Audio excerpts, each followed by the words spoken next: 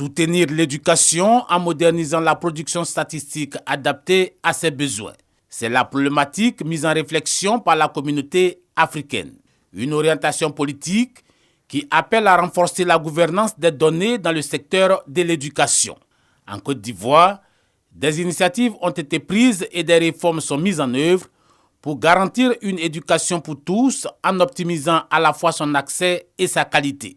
Elles incluent les états généraux de l'éducation et de l'alphabétisation en 2022 qui ont identifié 42 réformes prioritaires pour les 10 prochaines années.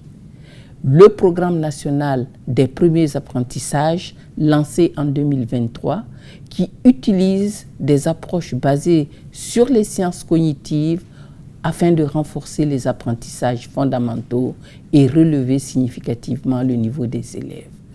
Enfin, la promotion de l'égalité des genres par la formation des enseignants et la féminisation du corps enseignant.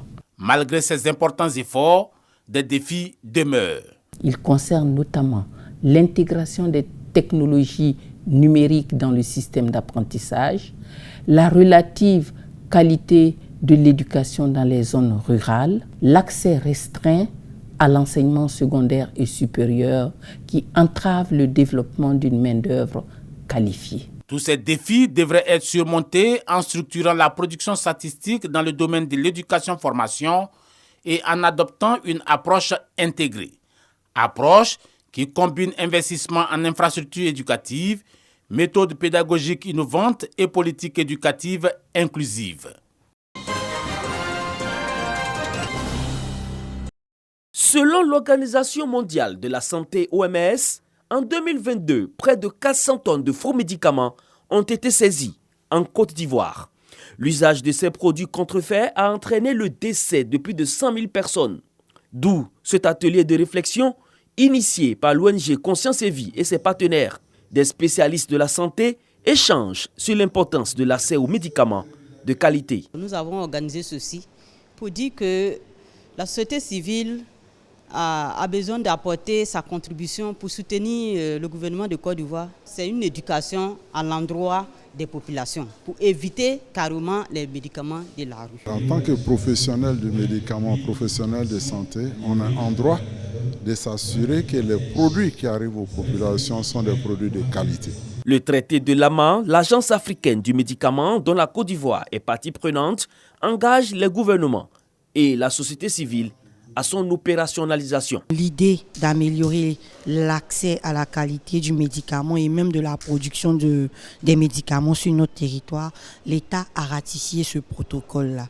Nous, acteurs de la société civile, disons qu'on ne devrait pas s'arrêter à la ratification. Il faut passer à l'étape de mise en œuvre. S'il faut avoir des médicaments de bonne qualité, à moindre coût, voire sans coût, nous, acteurs de la société civile, c'est cet enjeu-là que nous recherchons. Signé par l'Union africaine, le traité de l'AMA a été mis en place conformément à son agenda 2063.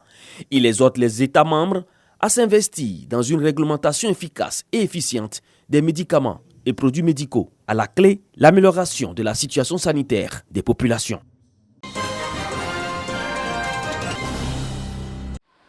La nouvelle a secoué le Kosovo.